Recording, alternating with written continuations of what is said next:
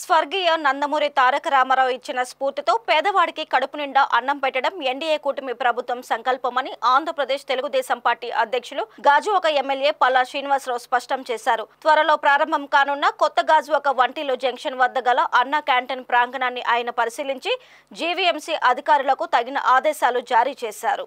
ఈ సందర్భంగా మీడియాతో మాట్లాడుతూ రాష్ట్ర వ్యాప్తంగా 200కు పైగా అన్న క్యాంటీన్ల ద్వారా 5 రూపాయలకే పట్టెడు అన్నం పెట్టే ప్రక్రియకు ముఖ్యమంత్రి చంద్రబాబు శ్రీకారం చుట్టారని పేర్కొన్నారు. గత వైసీపీ ప్రభుత్వం అన్న క్యాంటీన్లను మూసేసి పేదల కడుపు కొట్టిందని విమర్శించారు. పరిశుభ్రమైన వాతావరణంలో ప్రజలకు రుచికరమైన భోజనాన్ని అందించాలని నిర్వాహకులను పల్లా కోరారు. ఈ కార్యక్రమంలో గాజువాక జోనల్ కమిషనర్ సన్యాసి నాయుడు, ఎంఈ అప్పారావు, గాజువాక నియోజకవర్గ సమన్వయకర్త ప్రసాదుల శ్రీనివాసరావు, 67వ వార్డు కార్పొరేటర్ పల్లా శ్రీనివాసరావు, 87వ వార్డు కార్పొరేటర్ బోండా జగన్ తదితరులు పాల్గొన్నారు.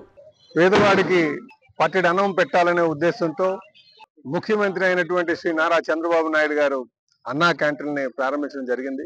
కానీ గత ప్రభుత్వం, వైసీపీ ప్రభుత్వం వీటిలన్నిటి కూడా నిర్వీర్యం చేసి పేదవాడికి మట్టి పెట్టేటట్టుగా చేసినటువంటి సందర్భం. ఈరోజు మళ్ళీ తెలుగుదేశాన్ని బీజేపీ జనసేన కూటమిని ఈరోజు ఆంధ్రలో ప్రజలందరూ కూడా ఆదరించి పట్టం కట్టినటువంటి సందర్భంలో మళ్ళీ అన్నా క్యాంటీన్లు తెరవాలి, పేదవాడికి పట్టెడు అన్నం పెట్టాలి అనే సదుద్దేశంతో మళ్ళీ అన్నా క్యాంటీన్లు అన్ని కూడా రుణం ప్రారంభం జరుగుతుంది. అయితే మొన్న ఎలక్షన్ కోడ్ ఉండడం వల్ల గత నెల మనం ప్రారంభించుకోలేకపోయాం. ఈ నెల 18వ తారీఖున కానీ 20వ తారీఖున కానీ ప్రారంభించాలని చెప్పేసి మరి గవర్నమెంట్ నిర్ణయించింది, ముఖ్యమంత్రి గారు నిర్ణయించారు. దీన్ని తెలుగుదేశం పార్టీ నాయకులు, సీనియర్ నాయకులు, కార్పొరేటర్స్, మహిళా సోదరుమణుల అధికారులు, అక్కడ ఉన్న ప్రజలకు అందరూ కూడా దీన్ని స్వాగతిస్తుందని చెప్పి ఈ సందర్భంగా తెలియజేస్తున్నారు.